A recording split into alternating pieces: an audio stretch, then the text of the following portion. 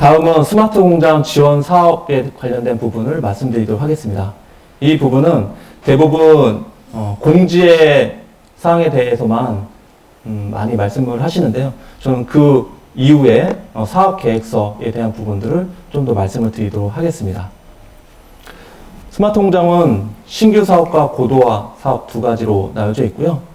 2019년도에는 3천억대로 작년 대비 굉장히 많은 지원 사업을 하고 있습니다. 그만큼 관심을 많이 가지고 있다고 볼 수도 있는데요. 신규 구축은 이 지원 사업 자체를 한 번도 받지 않은 기업들이 신규 구축 사업으로 진행을 합니다. 고도화 사업은 신규 구축 이후에 고도화 사업 신청을 할 수가 있는데요. 고도화 사업을 할 때 사실 그 전에 구축을 했지만 구축을 잘 못해서 다시 구축해야 되는 케이스도 있습니다. 그럴 때는 신규 때 지원 사업을 받았기 때문에 다시 신규 사업으로 받을 수는 없고요. 고도화에 기초 수준 사업이 있습니다. 그 사업을 통해서 새롭게 구축을 할 수가 있고요. 2019년도에 바뀐 부분은 예전에는 1차 사업을 한 다음에 고도화 사업할 때 1년의 텀이 있었습니다. 그렇지만 2019년도에는 바로 이어서 사업을 할 수 있게끔 제도가 바뀌었고요. 스마트 공장 사업 계획서는 도입기업과 공급기업이 같이 사용을 하게 됩니다. 그래서 작성하는 파일이 두 가지가 있는데요. 파트 1과 파트 2가 있습니다. 파트 1은 지금 시스템에 바로 입력을 하게 되어져 있고요. 파트 2만 작성을 해서 제출을 하게 되어져 있습니다.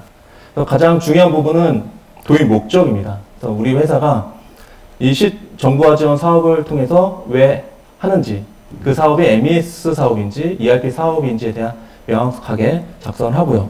그 사업을 통해서 어떤 것을 얻을 수 있는가에 대한 기대 효과를 작성을 하게 됩니다. 두 번째로 보는 부분이 KPI인데요. 우리 회사가 도입을 했을 때 핵심 지표가 어떻게 바뀌는지에 대한 부분들을 작성하게 되어져 있습니다. 이 부분은 지금 지원 사업에 있어서 정부에서도 이 항목 KPI를 가지고 향후에 통계를 내기 때문에 굉장히 중요하게 보는 포인트 중에 하나이고요. 세 번째는 2019년 9월 추경 이후에 추가적으로 나온 내용입니다. 사업이 실패했을 때 어떻게 조치를 할 것인가에 대한 부분들을 도입기업과 공급기업에서 작성하게 되어져 있고요. 그리고 스마트 공장을 하게 되면 인력 감축보다는 증가가 되는 것을 정부에서는 요구를 하고 있죠. 그래서 작성을 할 때 고용 유지에 대한 창출에 대한 계획을 세우게 됩니다. 그래서 도입기업과 저희 같은 수요기업, 도입기업이나 공급기업이 어떻게 인원을 구성할 것인지에 대한 부분들을 작성해 되어져 있습니다. 이렇게 사업 계획서를 다 작성하게 되면 사업 시스템에 들어가서 총 7개의 탭이 있는데요. 7개 탭 중에 첨부 파일에 사업 계획을 첨부하고 최종 제출을 하게 되면 사업은 접수가 됩니다. 그렇게 되면 1차적으로 각 지역의 테크노파크에서 저희가 작성한 사업 계획서를 먼저 리뷰를 합니다. 적합한지에 대한 판단을 하고요. 그 적합 판별이 되면 현장에 우리 코디네이터가 방문을 하게 됩니다. 그래서 현장 평가를 하게 되는데요. 먼저 현장 평가를 할 때 대표이사 미팅과 그리고 그 업체가 어떤 회사인지에 대한 소개, 그리고 사업계획서 리뷰, 생산 현장에 대해 방문을 하게 됩니다. 또 오시는 분들은 스마트 공장의 평가위원 2분과 그리고 각 지역의 테크노파크 위원 1명, 그리고 도입기업 PM, 공급기업 PM이 모여서 함께 평가를 하게 되고요. 그 스마트 공장 지원 사업 외적으로도 지방단체에서 추가 지원금을 현재 제공을 해주고 있습니다. 이 추가 금액은 각 지자체별로 상이하기 때문에 우리가 신청하는 그 시점에 한번 그 지자체에 전화를 해서 실제 사업금이 남아 있는지 확인을 하고 지원금을 받을 수가 있게 되겠습니다. 이렇게 해서 제가 준비한 스마트 팩토리를 통해서 얻을 수 있는 혁신 사례하고 스마트 공장의 지원 사업에 대해서 말씀을 드렸는데요. 저희 회사는 ERP를 한 지 한 26년이 됐습니다. 2004년부터 스마트 공장 지원 사업을 했었고요. 현재 1,800개, 그리고 전체 인원수는 270명으로 이제 운영을 하고 있습니다.